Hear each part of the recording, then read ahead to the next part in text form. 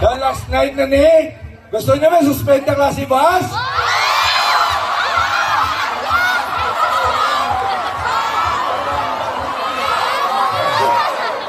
Mayor! Mayor! Mayor! Mayor! Mayor!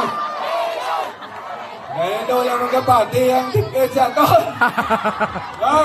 Ikat ko nga suspend klase, yun na ba iskila, yamang ka mo. Pero, hindi na ito mag-absent. Late lang, pwede. Pwede late. Hindi na mag-absent.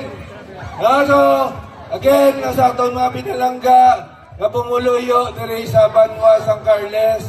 Ako gin nagapangalipay, kaupod sa aton mga Vice Mayor, Earl Patrick Bedita, aton mga SP members, Merly Bando Tupas, Regian Ibanez, Jose Bok Miani, Jasper Martino Elbas, Jerry Mikmik Villanueva, Leonard Tatabiner, Marlo Kido Lopez, Attorney Raul Bedita, SP Member Rowena Grace Bensurto, ang SP Member Reka May Lim, kaupod sa aton mga department heads, nagakalipay kami, nasubong nga tuig sa aton 3rd Hinugyaw Festival. Nakahatag kita, basi kamay, nakalipay, gamay, nga entertainment sa inyo dari sa Banwa, San Carles. Balal man ninyo, na this is the first time na nagka-concert diri sa Banwa, San Carles. Sakto? Yes! Gusto nyo ba lang magikaduha? Yes!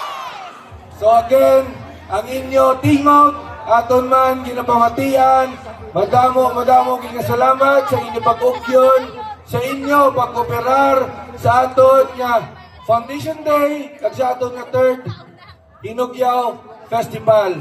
Na initanan para gid sa inyo, napasalamatan ko ang aton mga uniform personnel nga libot subong para lablang pakanta mga aton mga uniform personnel. Gusto ko pasalamatan ang administrasyon sa Carles Central School sa pagpaulang sa ilang venue diri sa aton.